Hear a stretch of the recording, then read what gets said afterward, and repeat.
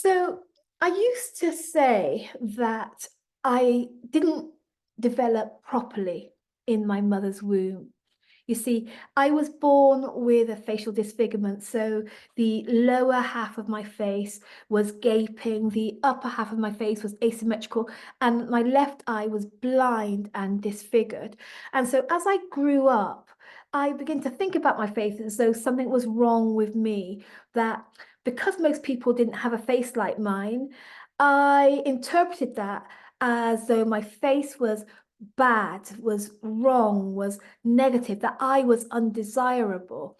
And when I was 4 years old, as part of my corrective surgical process, I was gifted an artificial eye and dark glasses. So, what this means was that I had this plastic shell that was painted to look like my right eye, and it would sit over my disfigured eye. And then I'd have these big glasses like this that would um, cover my scars and my facial flaws. And the whole point of these gifts were to help me to hide. The whole point of them was to keep my differences away from public view, to conceal my facial flaws. And I call this the beginning of my life behind the mask. And if you've been following my work any at all, you'll know that I've been on this incredible healing journey, self-discovery journey. It's been amazing. And at a really particular time of my life, a turning point season in my life, I woke up to this deep desire to show up for real.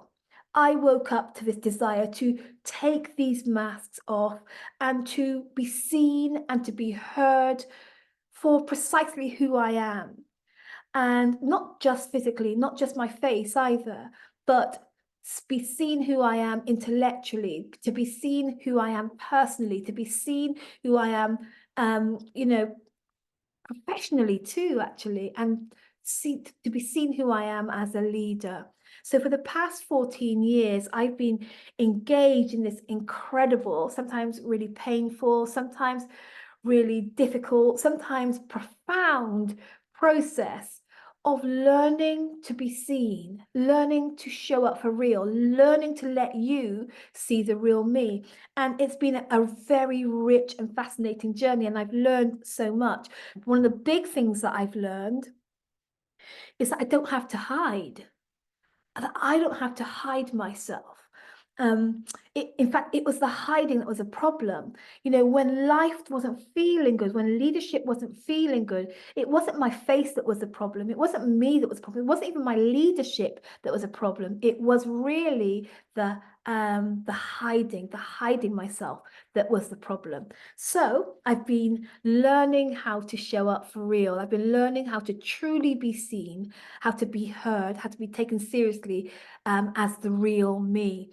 And I believe that it's this journey, this process that I've been walking out for the last 14 years that has really resulted in making me unrivaled, especially when it comes to my ability to support board level women who, in their own way, are coming to this turning point season in their leadership, realizing that there's more for them to be, more for them to do, more for them to say, create, experience, and express in their leadership as leaders, as unique leaders. And it's my conviction that there's no one else quite like me who can support these women, these high achieving women, to venture behind their own metaphorical masks to discover the power, the absolute power of their own uniqueness. My difference, my journey, my struggle with it all has put me in a league all by myself.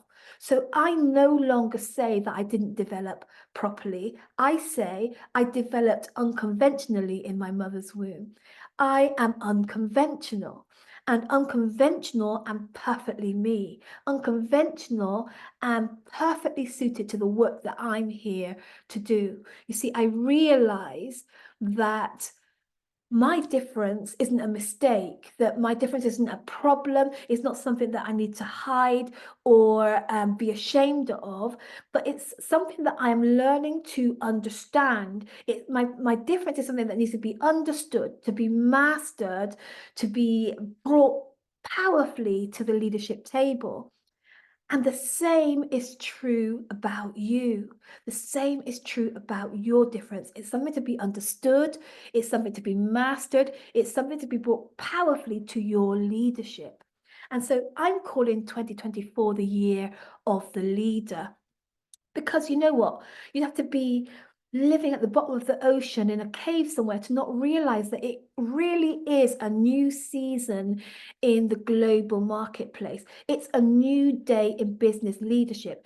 And if leadership demands are shifting and changing, then that means that leaders must shift and change along with it. You must shift and change along with the times. And so I'm encouraging you today to take some time to think about you, the leader that's leading right now, and ask yourself some questions. Ask yourself, what's different about you? What's what have you been hiding that now needs to be brought to the table? How does your lived experience impact your leadership? What distinguishes you and makes you different from every other leader in your field? You know, at this technological revolution, this AI age, where robots are doing our jobs, that jobs are becoming obsolete and being replaced by technology, it's really powerful to begin to think about you and your difference, your unrivaled contribution that you can make to leadership right now. And so I hope that you'll take some time to seek the answers to these questions, and I'll see you next time. My name's Dion, and I'll see you next time.